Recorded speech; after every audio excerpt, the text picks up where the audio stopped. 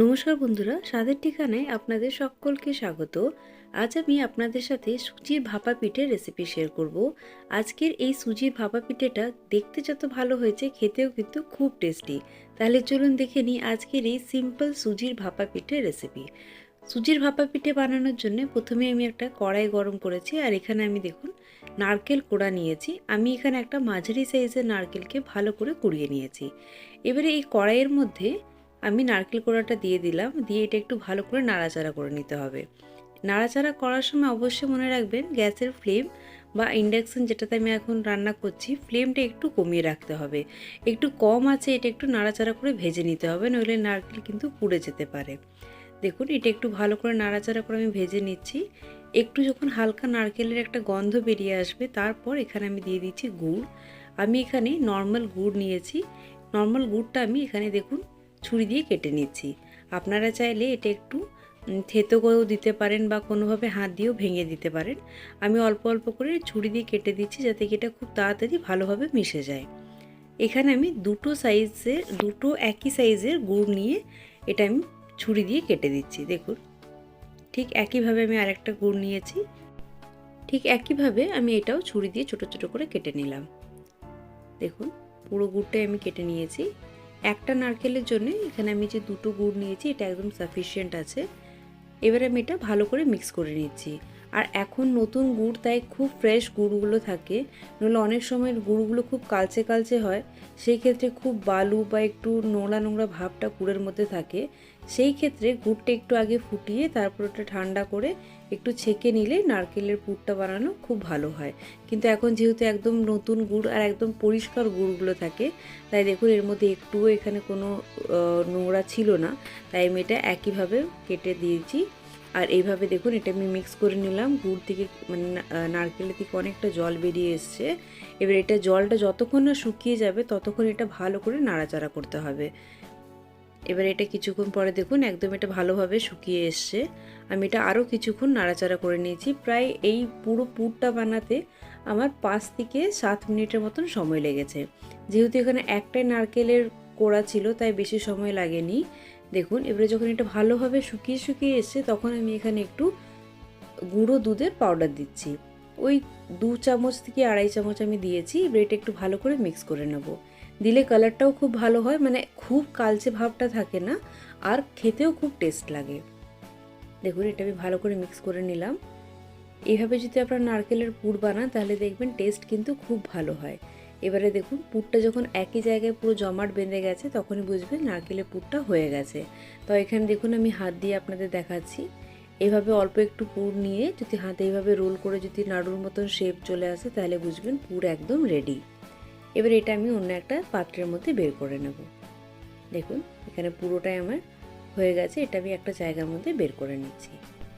যে কোনো ধরনের পিঠে করার জন্যে আপনারা এইভাবে নারকেলের পুরটা তৈরি করতে পারেন, তাহলে খুব সহজে আর খুব চটপট করে পুরটা তৈরি হয়ে যায়।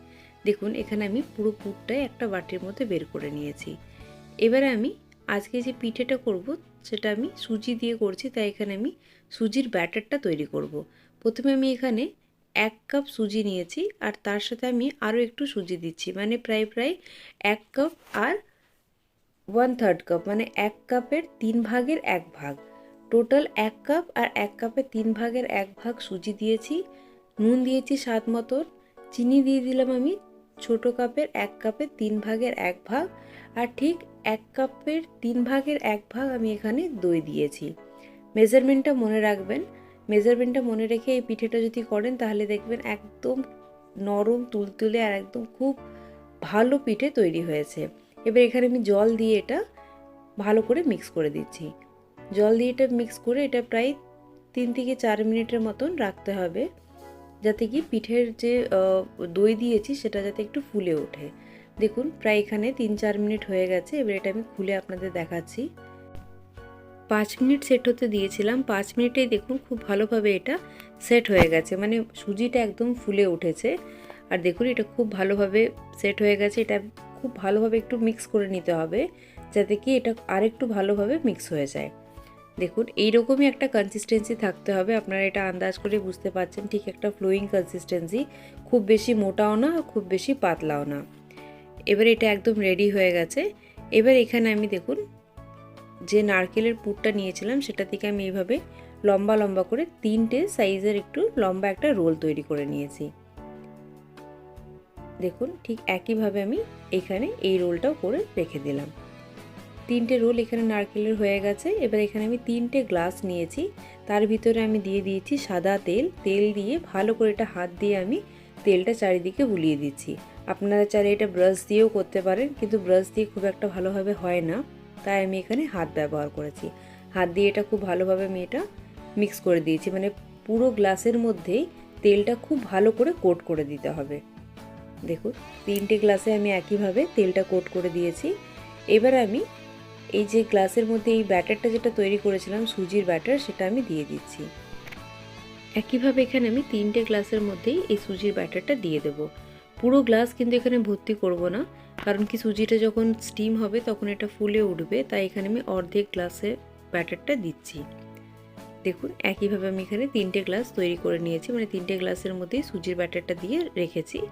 এবার আমি যে নারকেলের পুরটা যেটা তৈরি করেছিলাম, এই দেখুন ঠিক এইভাবে আমি সুজির যে ব্যাটারটা আছে তার ঠিক মাঝখানে এটা আমি ভালো করে একটু সেন্টারে এটা আমি পুট করে দেব, মানে একদম মাঝামাঝি রাখবো। আর এই যে নারকেলের যে পুরটা আছে এটা একটু উঁচু দিকে থাকবে, মানে একটু উপর দিকে থাকবে। এইভাবে সুজির ভাপা পিঠে আপনারা অবশ্যই একবার বাড়িতে বানিয়ে দেখবেন, খেতে কিন্তু খুব টেস্টি হয়। দেখুন এখানে 3টে গ্লাস আমি রেডি করে নিয়েছি, আর গ্যাসের মধ্যে আমি একটা বড় একটা পাত্র বসিয়েছি।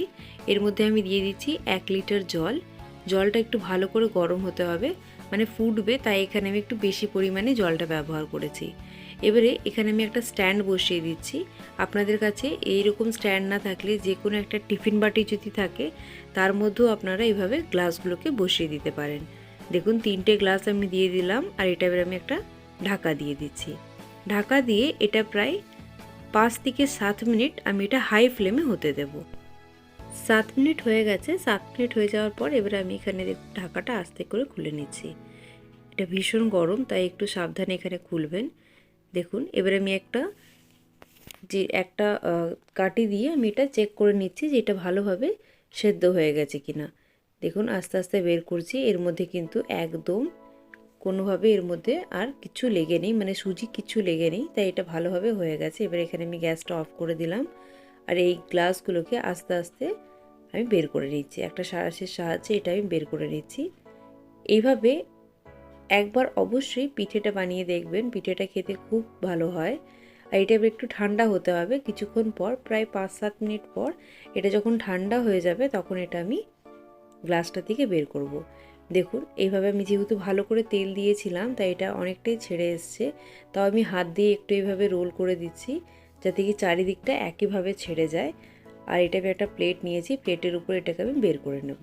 দেখুন খুব সুন্দরভাবে এটা বেরিয়ে এসছে, একদম সুন্দর নরম নরম সুজির ভাপা পিঠে তৈরি। এইভাবে একটু ট্যাপ করে নেবেন, ট্যাপ করলেই দেখবেন খুব ভালোভাবে পিঠেটা বেরিয়ে আসবে। আশা করি আপনাদের আজকের এই পিঠের রেসিপি ভালো লেগেছে।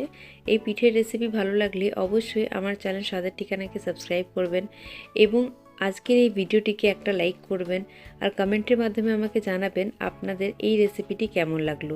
এবারে দেখুন এটা আমি ছুরির সাহায্যে কেটে নিচ্ছি। খুব সিম্পল রেসিপি, খেতে কিন্তু খুব অসাধারণ লাগে। আপনারা অবশ্যই এই শীতকালে এইরকম একবার বাড়িতে পিঠেটা বানিয়ে দেখবেন, আর কমেন্টের মাধ্যমে আমাকে জানাবেন আপনাদের পিঠেটা কেমন লেগেছে। দেখুন পিঠেগুলো আমি একটা প্লেটের মধ্যে বের করে নিয়েছি।